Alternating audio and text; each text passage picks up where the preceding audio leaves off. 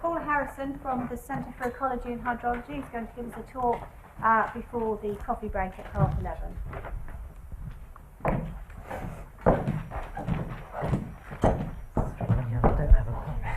Yes, I do.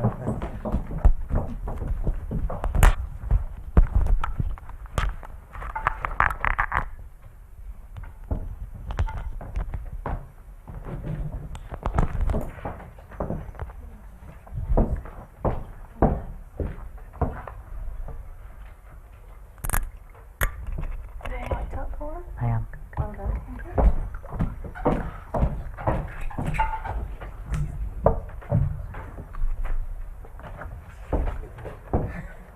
Okay, so good morning, everyone. Thank you, Jane, for inviting me to be one of the programme leaders here. And it's my role, I think, today to try and give a science perspective to set the scene. I'm not quite sure how I ended up being one of the 4 programme organisers who ended up doing this introductory presentation. Yeah, I think I maybe have foolishly said I might be interested in Jane's hearing, and then that was the end of it, and I was on the programme, but that's fine. It is quite daunting with so many different disciplines in the room, so I will try and give some kind of overview from my perspective of working across disciplines. And there are different research perspectives presentations coming later in the day, where you'll hear about some of the work that's happening in rural landscapes, in cities, and in coastal and inland waters. So what I want to focus on here is to try and set the scene on how science can provide an evidence base that will help inform decision making in landscapes, but focusing on modelling some of the interdependencies between different sectors rather than focusing on one of those particular sectors in its own right. So what I want to cover is just to provide a little background to the kind of interdependencies we're dealing with. What is the complexity that both Tim and Ian have started to introduce, and what are the kind of approaches that we might want to take to try and deal with those complexities. I'm going to introduce one particular type of modelling tool that I've been working from. They go by different names. We refer to them sometimes as integrated scenario modelling platforms. They're also sometimes known as integrated assessment models, participatory integrated assessment models. Different people call them different things, but I will introduce them as I go along. And then I'll just provide a few examples from an existing integrated modelling platform where we can just see the differences in outcomes for decision making in landscapes if you run individual models independently, or if you try and combine them together to look at some of the system dependencies. I'll then look at sort of how these platforms, how we can start to quantify some of the uncertainties or the propagation of uncertainties within these kind of modelling systems, and actually how they can be used to help us to explore multiple policy and management options related to landscapes. And then I want to finish with just a few implications for research, where I'll try and look at some of the potential areas of collaboration between the environmental and the mathematical sciences. So, no small ask, and I will just do my best on where we go to. So just a bit of background to set the scene, and I think Tim and Ian have already set some of this background from the NERC and the DEFRA perspective, but just to take us through step by step some of the complexity that we're dealing with.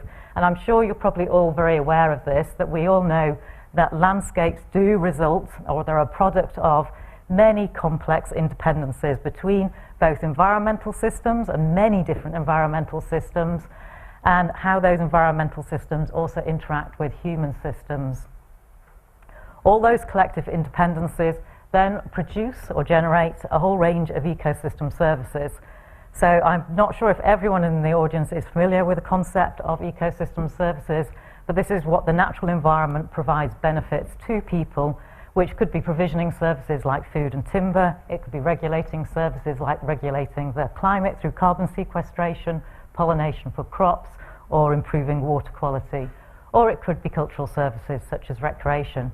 And how we manage our landscapes affects how those services are delivered, and whether there are particular synergies between services or potentially trade-offs between the services that are given to society. And of course, landscapes are also affected by multiple drivers of change. So I'm sure many of us are already working on the impacts of climate change, but also there's pollution.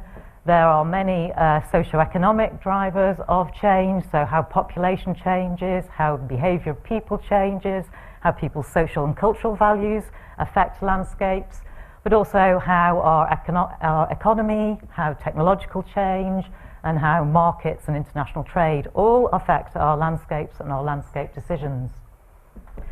And decisions in landscapes can be classified as a driver of change in themselves, but also we make decisions in landscapes to respond to impacts that result from other drivers of change. So at the same time, we also know that all of the interdependencies within our system act at different spatial and temporal scales, which was already raised by Ian, but also landscape decisions and the decision makers themselves interact at different institutional scales as well as land management decision scales. And we also are not in a unique island in the UK, although I know we are geographically, but in terms of trade or population or migration, we actually are in a system with the rest of the world. So any decisions in UK landscapes can have potential spillover effects to other countries in the world.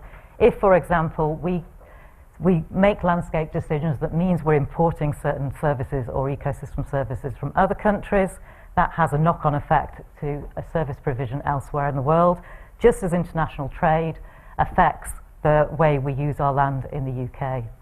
So, complex system, how do we go about trying to represent parts of those systems in modelling systems that can provide sort of reliable evidence base that different stakeholders can use to help them inform different policy and management. So here I'm just going to introduce one possible tool, the scenario on modelling platforms. And in these types of platforms, scenarios represent these multiple drivers of change in a consistent way so that you end up with a range of plausible futures for your particular region of interest. Then you can have a whole range of different types of models in these platforms. They can be process-based models, they can be more empirical or pattern-based models, they could be agent-based models. The modelling type doesn't really matter, but those models will look at the consequences of those scenarios on your landscape, and they allow you to explore the effects of different policy and management options. What these kind of platforms do is then try and integrate those different types of models. So they focus on trying to understand the interdependencies between those different sectors or those different domains. And that allows you to start to look at the robustness of decisions, both across sectors and across the different uncertainties in those different multiple drivers of change represented in the scenarios. Now, these kinds of systems are usually developed in a participatory way to get stakeholder buy-in, and they also need to involve a very diverse range of disciplines because you need lots of people who have the expertise in the different sectors and in the different human and environmental systems. And how you set them up is then very critical. There is a really need for openness, transparency and adaptability, flexibility in the development of these systems. There's many different ways that they can do it to get the community to work together in terms of whether you have everyone working in a similar code, which is actually extremely long and difficult to do, whether you try and wrap models to make them talk to each other, whether you use statistical emulation of detailed models to let them talk to each other, or whether you create large data cubes. There are many different ways, but I guess the only point that I'm making here is that it's really important to have the computer sciences and the IT infrastructure people involved in some of these discussions, as well as the environmental and mathematical sciences, because that infrastructure is very, very important actually for working out ways of getting a community involved in the development of such a modelling framework. So what these kind of platforms do is they recognise that, as we know, landscapes, different sectors interact with each other because there is competition for land, there is competition for water. And if you apply different drivers of change to such systems, you end up with impacts. If you then make decisions to respond to those impacts, then you might ameliorate some effects, but as was mentioned by Ian, you might also get unintended consequences. So these kind of systems help just to explore what some of those potential trade-offs or synergies might be as you make some of those decisions. So I'm just going to introduce one existing platform that has been developed over a period of 9 or 10 years in 2 EU projects. So it's a platform that runs at 2 scales, one scale in Europe and one scale in Scotland. We're actually developing a similar platform for Wales at the minute, so we're gradually covering little bits of the country, but not yet the whole of the UK. And this particular model is 10 different sectoral models that have been linked together into an IT infrastructure. It's very much a community approach because it's 8 different modelling institutions that are all working together on the different models. And if I just take you through some of the interactions that are represented, so we have a model here of urban development, and that would project under different scenarios where the location of different urban development and the type of urban development that might happen under a future scenario. Where urban development happens will affect your hydrological regime, and that will affect your flooding. But also where the urban development is also affects where people live, which affects the people who are exposed to that flooding, and it also affects the water use demand by domestic and industrial sectors, and how that competes with the agricultural sector. If land is used for urban development, there's less land available for agriculture and forestry, so there is competition for that land and that water. That competition then affects biodiversity in terms of the availability and the quality of habitats that are available for certain species.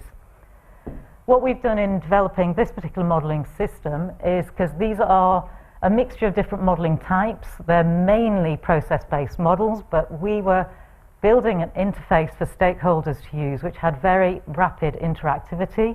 So we have developed emulators of each of these models that we then have linked together in the platform, so the platform will run in seconds or minutes rather than it would probably have taken hours or days if we would have used the original models.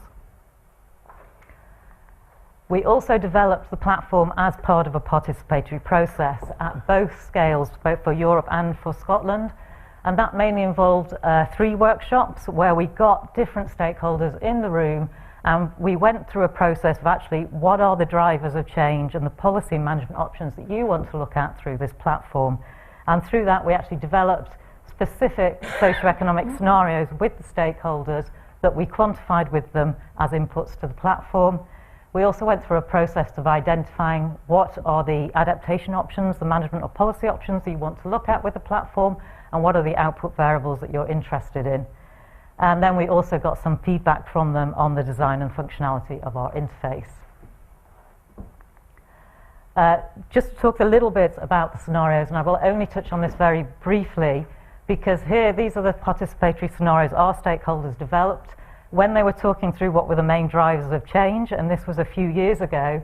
In Europe they were mainly interested in economic development, whether it was gradual or roller coaster, and this was because we were shortly after the financial crash and people were very concerned about the economy, and also about whether solutions or innovation would be effective or not. And in Scotland it was more of a concern on well-being and lifestyle being equitably distributed across society, and whether resources would be in deficit and surplus. But both scales developed 4 consistent scenarios for their particular regions that we could then integrate into our platform. And we go through a process with the stakeholders of developing a narrative, a storyline of the future, and then we quantify that future with them to take them from the qualitative to the quantitative step that it then goes into our models. What we're in the process of doing now is updating scenarios, because of course we now have the new Intergovernmental Panel on Climate Change, global scenario framework of representative concentration pathways, and these will be underpinning the new UK climate projections that will be out later this year. And at the same time we have the shared socioeconomic pathways. So we have a new version of our platform based on the RCPs and the SSPs, and we already have downscaled the global SSPs for Europe and for Scotland, and we are in the process of creating downscaled and quantified versions of the SSPs for the UK.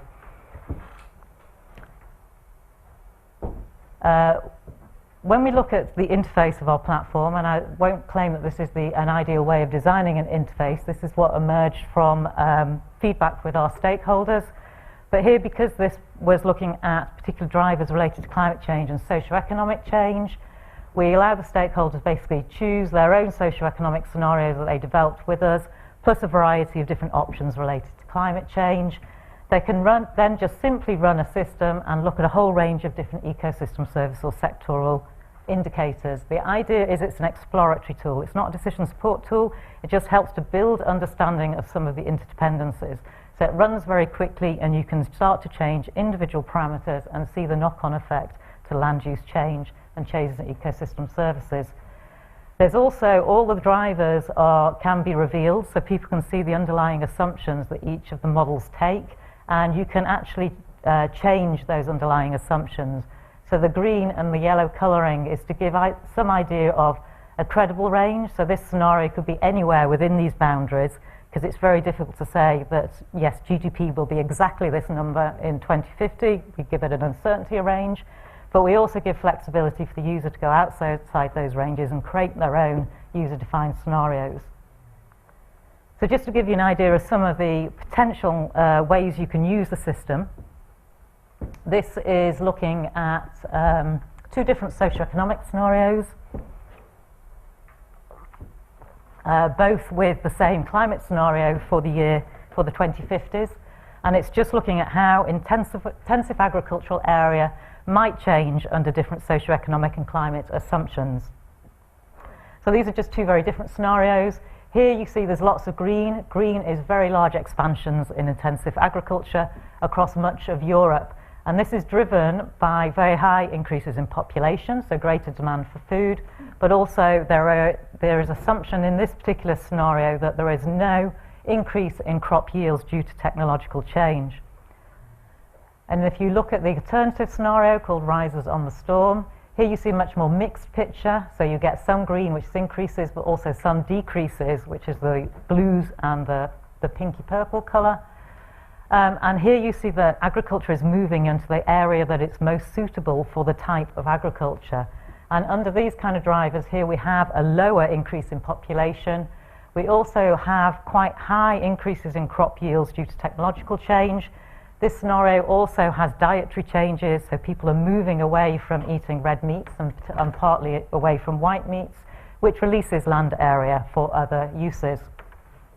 You can then look at knock-on effects. What does this mean for water stress in our river basins? So here the water exploitation index is a balance between water use by different sectors and water availability. And any value over 0.4 indicates a river basin that's in severe water stress. And if you broadly look at the patterns of colouring on the should I stay or should I go scenario, you generally see more severe water stress than in the riders of the storm. And this really reflects a much large-scale increase in irrigation usage because of that widespread in intensive agriculture. So that's just to show how you can play around with the system.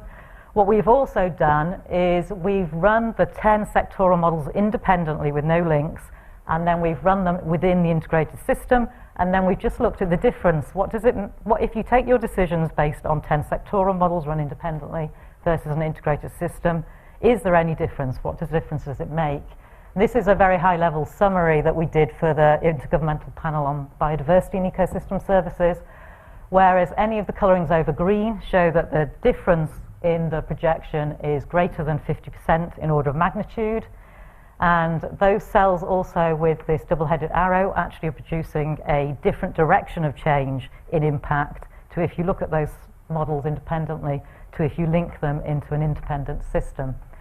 What you see is that particularly the agricultural and biodiversity related indicators are very sensitive to whether they are looked at independently or in an integrated system, because they have very significant links to other sectors, particularly in terms of competition for land and water, and of course biodiversity is affected by many other sectors in terms of the availability of habitat on how land use changes and the condition of that habitat depending on the inputs and how that land is managed.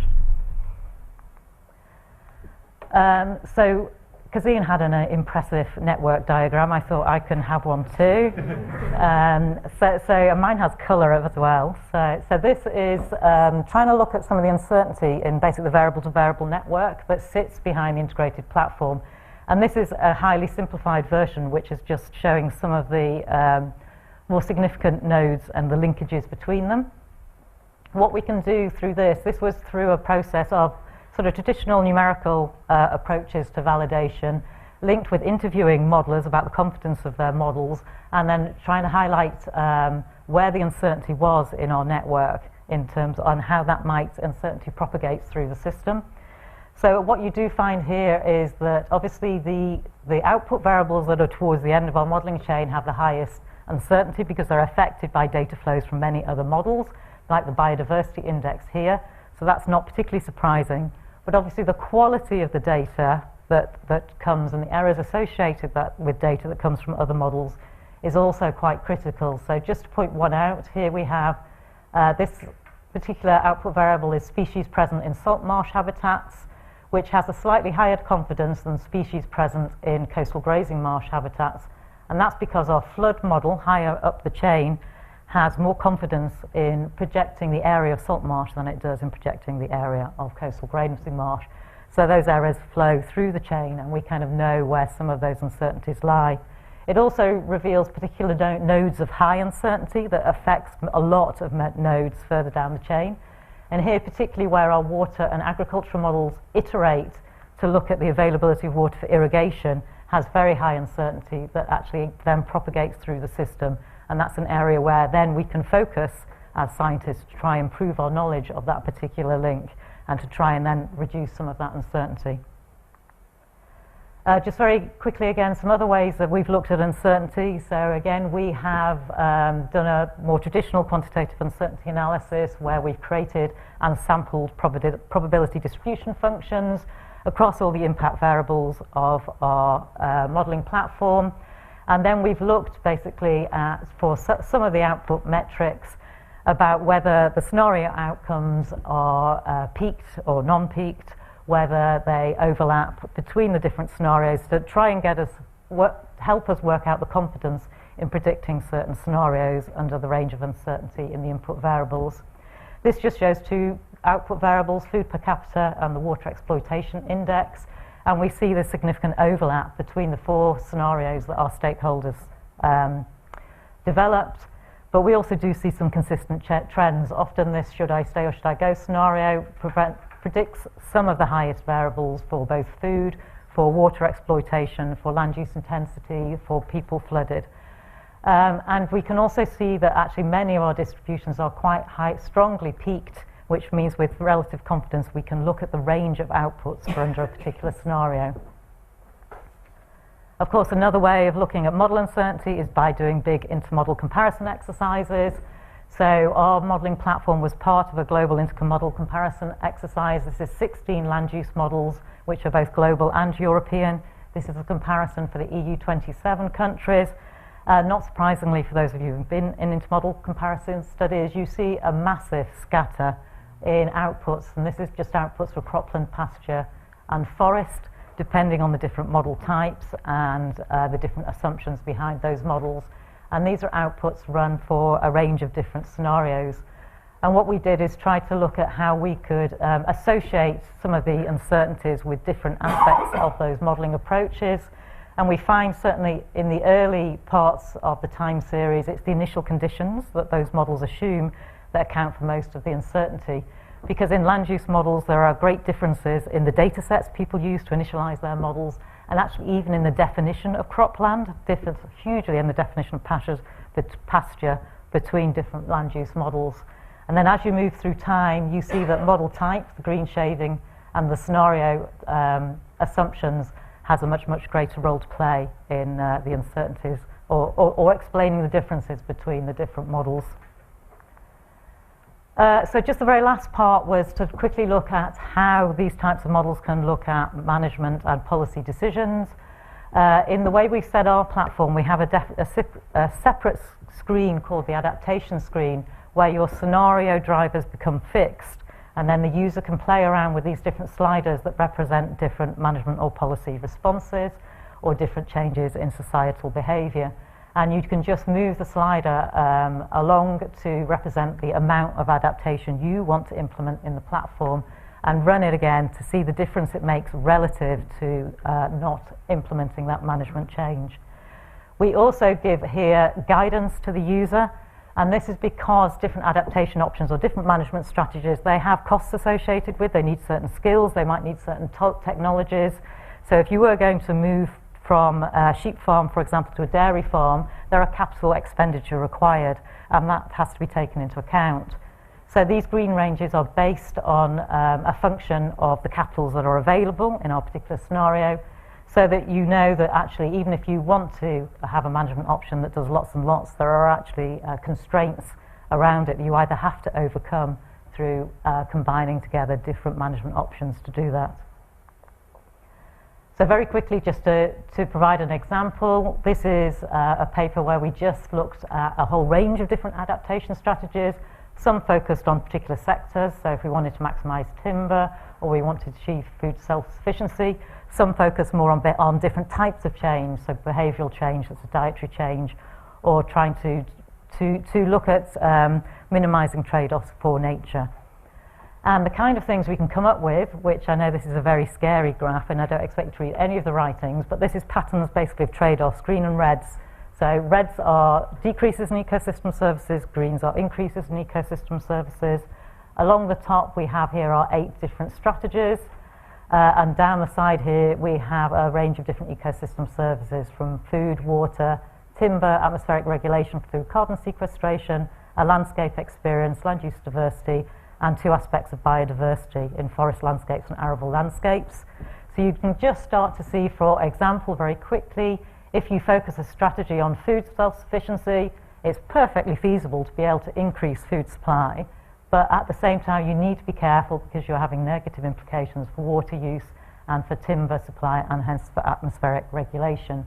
And it just allows you to play around with the system, try and look at what are the trade-offs that you might have to be dealing with under certain scenario assumptions. So, to finish, because I think I am running short of time, so as I was trying to set the scene, we all know UK landscapes are extremely complex, so we need to find ways of dealing with that complexity. So that involves us working together across disciplines to try and find science-based evidence and modelling approaches that can deal with all these multiple drivers and the interactions between those drivers, multiple sectors and the fact there are different interactions and trade-offs between sectors, and of course all the different multiple temporal and spatial scales that also interact. And the fact that also the management decisions themselves, or policy decisions themselves, will also have interactions and trade-offs. Integrated modelling is one way of trying to capture at least some of those interdependencies, and there is a need to be very transparent because the more complex you get, the more difficult it is to try and explain to a stakeholder audience. But it's really essential that it does require close working with stakeholders and across disciplines, and that's right from the beginning, right? So there's no point in trying to bring stakeholders into the process once the platform is developed. They need to do it hand in hand with that process. So my very last slide here, just in terms of what does this mean for collaboration, some of the things we might be talking about over the next 2 days. I think there's loads and loads of potential areas for collaboration, particularly between the mathematical and the environmental sciences, because we have so many different modelling types out there, and we just need to start to have a conversation of which modelling types are most appropriate in which circumstances, and how can we start to integrate them together to look at better at these complexity of feedbacks and interdependencies. Of course, models are only as good as the data that goes into them, so we mustn't forget that data is highly important. The quality of data is that important, and data can come from many, many different sources. The Earth observation data was already mentioned earlier, but that data also needs integration and data analytics to support it, either as well as through modelling. And of course, there's downscaling and upscaling of processes, as well as dealing with uncertainties and their propagation through different systems. And I will leave it as that, because I know I've used all my time. But thank you. Maybe if we just squeeze in a couple of quick questions before the break, and I would say, you know, if we haven't really got much time, I don't want to keep you from the coffee break, but obviously Paula will be around for most of the rest of the day. That gentleman's hand went up straight away there. So. That's very cool, Paula. I'd just like to try and understand how much is it a forwards model and how much is it an optimizing inverse model? Because in pure climate change integrated assessment, they're typically optimizing, minimizing a cost function type of models. Yeah. But you've got 10 different models stuck together. Is it just pure forwards? Is it a mixture of both? Is it pure? It's mainly forwards in that it works through a modelling chain. So there's it doesn't try to optimize, but what it will do is the scenario conditions that go into it will flow through the different chains. So the heart of the chain is a land use allocation model, and that will try and actually allocate land mainly on economic profitability. So there is that element to it, but there are iterations with certain constraints in terms of if the irrigation isn't available because the water is needed elsewhere, then you can't grow certain crops on the land, and it will work out different crop rotations. So there is a lot of economics driven in it, in that you will, and it tends to dominate agriculture unless you know how to tweak the model to make sure forestry also adapts over time.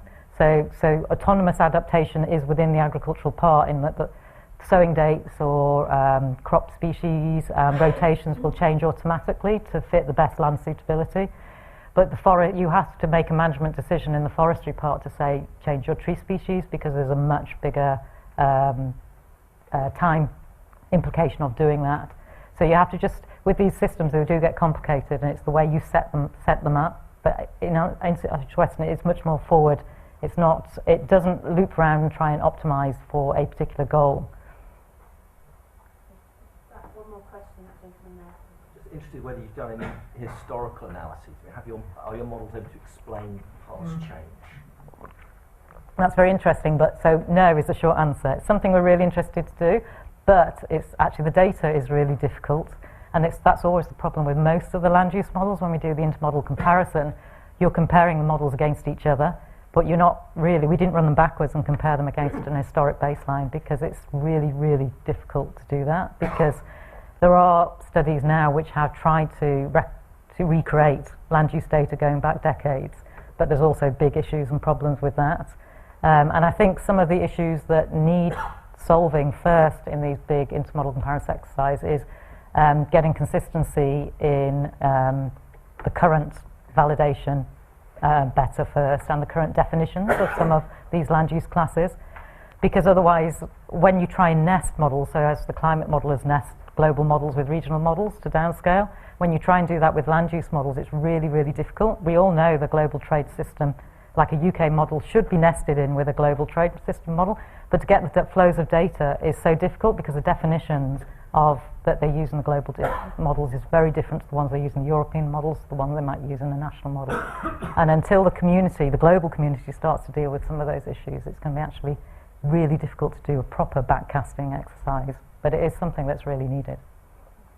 If we can break there, I know the lady here wanted to ask a question, perhaps we can talk to you separately, and we'll see you back in about 20 minutes. Thank you.